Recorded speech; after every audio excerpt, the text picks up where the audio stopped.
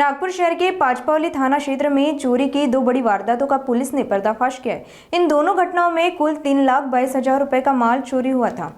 पहली घटना 7 फरवरी 2026 की है, जब सुबह घर का ताला टूटा मिला और अलमारी से 60,000 रुपए नगद चोरी हो गए।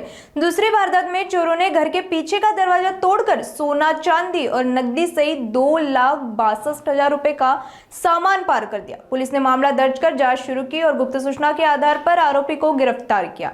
पूछताछ में आरोपी ने शहर के कुल 4 चोरी के मामलों का खुलासा किया।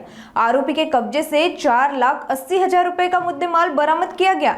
यह कार्रवाई पाचपौली पुलिस ने वरिष्ठ अधिकारियों के मार्गदर्शन में अंजाम दिए। पुलिस आगे की जांच कर रही है।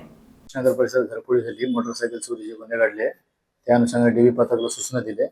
पेट्रोलिंग दरम्यान एक जो सराईत गुन्हेगार आहे अंशुल उर्फ अनुप देवाजी वाकडे त्याला ताब्यात घेऊन विचारपूस केली असता नंदनवन, तहसील, पाचपौली आणि वाडी या 3 ठिकाणी मोटरसायकल आणि पाचपौलीचे एक मोटरसायकल तसेच घरफोडीच गेलेले सोन्याचे दागिने आणि कॅश हे जप्त करण्यात यश मिळालेले आहे।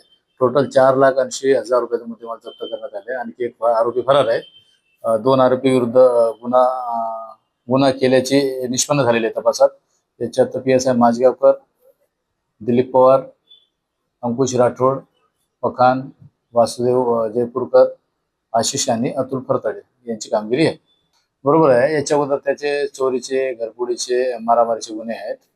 डाऊटवरून त्याला पकडल्यानंतर ते लगेच आम्ही त्याला ताब्यात घेऊन विचारपूस करून जवळपास 4,80,000 रुपयाचा मुद्देमाल जप्त करण्यात आला। नशा करण्यासाठी तो जसं गुन्हा हे घरफोडी केलेली आहे त्याच वेळेला त्या कॅश मधून तो एका पोराला देऊन ते नशिले पदार्थ विकत घेण्यासाठी तो हे घरफोडी केलेली आहे। त्याच्यात जे वॉन्टेड आहे ते आम्ही त्याला अटक केल्यानंतर परत पुढे काही प्रगती होईल गुन्ह्यात।